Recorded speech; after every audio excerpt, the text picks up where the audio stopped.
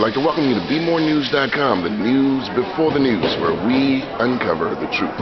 We're here at the Tremont in Baltimore for the 58th Annual National Association of Market Developers Conference. We have with us Mr. Clyde Allen. How are you, sir? Hello, Donnie. Good to be here. Good, good. Now, you want to capture a bit of history, you told me. Just a bit of history in terms of your magnificent role tonight as MC of the NAMD 58th Marketing Awards. You're kind. I have just introduced you to our board chair, Miss Deborah Crable, who was on one of the first black entertainment talk shows on TV back in the 80s, the Ebony Jet Showcase. And that was Deborah Crable. Tell us a little bit about that history, Deborah. Well, it's an honor and a pleasure. Thank you for opening the doors for so many of us today. Well, it's an honor and pleasure for us to have you here this evening, and we're just delighted that you've been such an extraordinary friend of NAMD.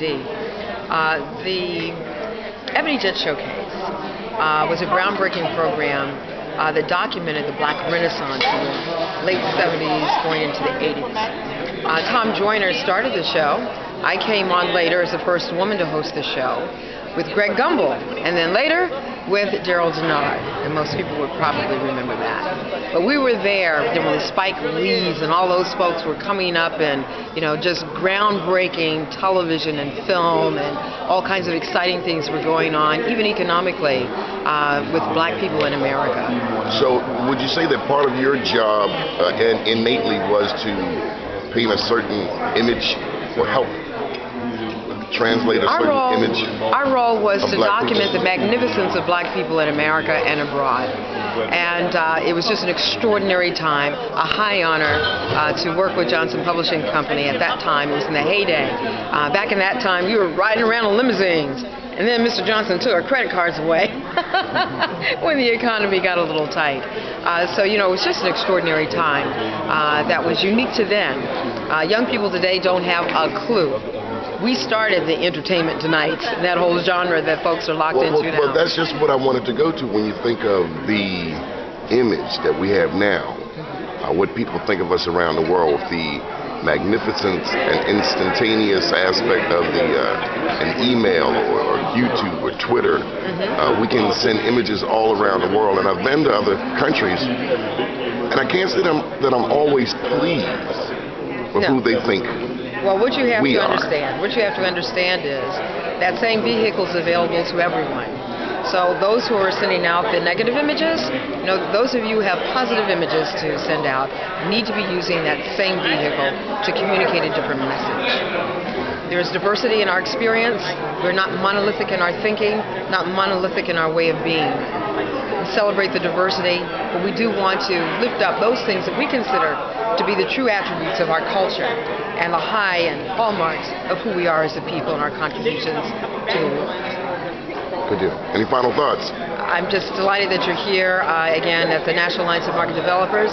We are charged with documenting how we responsibly spend and utilize and mobilize the over $1 trillion that the black consumer represents globally. What's that number again? It's just about over $1 trillion. By 2012, it will be over $1 trillion.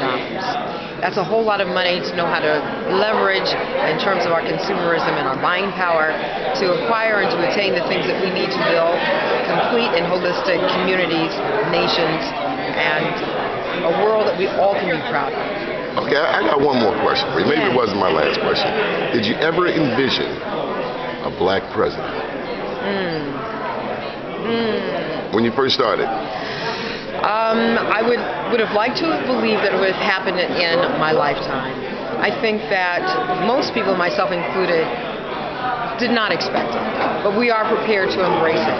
I am delighted that we are the generation that gave birth to the first black president of the United States, the first black president of the free world.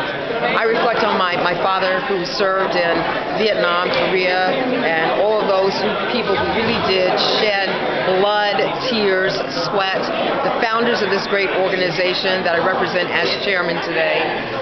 All of their toil, we have a payday. We got what we were fighting for, and now it is left up to us to make sure that we are able to live up to the vision, up to the expectation, and the yes we can. Good deal. Good stuff. Keep watching BeMoreNews.com. Thank you for having Be More News here with us tonight. And the right news there with you. Yeah, the news before the news, where we uncover the truth. Thank you, sir. Thank you.